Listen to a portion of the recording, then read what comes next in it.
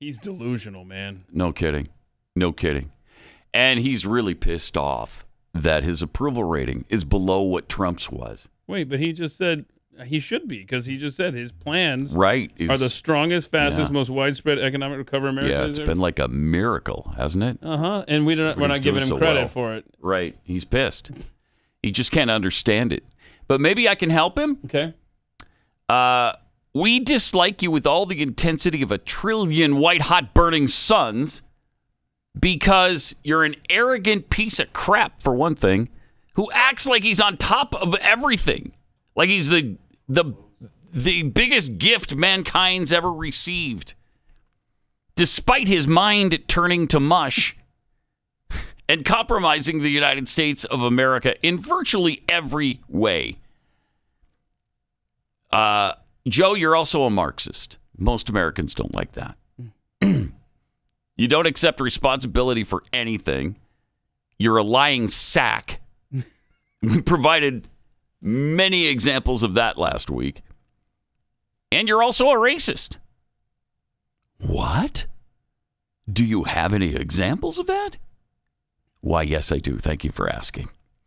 And it starts with one of the most famous, I guess, from the campaign in 2008, talking about Barack Obama. I mean, you got the first sort of mainstream African American who was articulate and bright and clean and nice looking guy. I mean, that's a storybook, man. It's a storybook, man. It shows you what he thinks of minorities. He also believes they don't know anything. They don't know how to do things. They don't know how to go places. The other portion is a lot of people don't know how to register. Not everybody. They can't register to vote.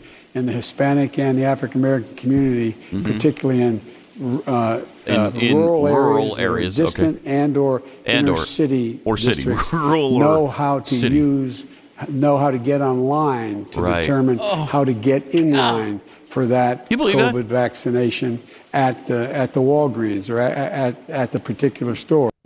That is, they can't understand how to get on the internet or get in line. He doesn't even know what he's talking about. He's talking about himself. He doesn't know how to get online. He doesn't even know what that means. Oh. I don't know how you survive this stuff, but nobody even paid attention to it. Wait, you're saying that minorities don't understand how to get on the internet or into a line, right? Is that what you just said? Oh. Where did you get that? Oh, God. Now, let's not forget his 7-Eleven education. In Delaware, the largest growth in population is Indian Americans moving from India. You cannot go to a 7-Eleven or a Dunkin' Donuts unless you have a slight Indian accent. I'm not joking. He's not joking either. He really is a racist. I really do feel that way. Yeah, we know. We know. Then this was, people wrote it off as just a slip of the tongue, but it wasn't. Poor kids are just as bright and just as talented as white kids. Oh, wealthy kids, black kids, Asian kids. No, I really mean it, but think how we think about it. Kids who climb on rocks, tough kids, sissy kids, even kids with chicken pox. All of them. So. What a racist. Oh, my gosh. And then he believes they all think alike. And by the way, what you all know, but most people don't know, unlike the African American community, with notable exceptions, the Latino community is an incredibly diverse community. Oh, okay. With incredibly different attitudes about different things. Right, but all blacks think alike and act alike and do the same things? That is the very definition of what a racist thinks, because he's lumping everybody into the same category. The entire category of blacks in America all agree and do and say and think the same way. This was another example of that. So if you have a problem figuring out whether you're for me or Trump, then you ain't black. Oh, okay. You remember the question that a black man asked him during the campaign about whether or not he'd been cognitively tested? Listen to his response on that. Have you taken a cognitive test? No, I haven't taken a test. Why the hell would I take a test? Yeah, can you think of any reasons, Keith? I can't think of a single. just, why the hell would he take a test? None come to mind. Wow, what a good question, because I don't know. Come on, man. That's like saying before you got in this program, if you take a test where you're taking cocaine or not, what do you think, huh? You're asking that to him. Are you a junkie? What do you say? Huh. Oh. So asking him if he's taking a test, because he's old, I guess, would be the equivalent of asking the black man if he's a junkie. Huh. Okay. Interesting.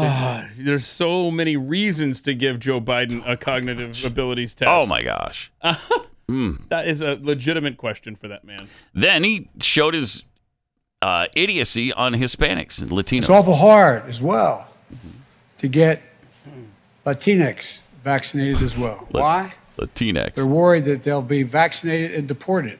Huh. Really?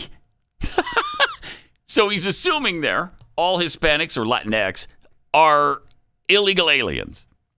And they're all scared that they're going to be deported if they get a vaccination. If any of these were Donald Trump, you imagine they'd be using them over and over and over. They'd be included in every article about him. And just one of those clips would be his end. Yes. Just one. No question. It'd be the political and professional end of Donald Trump.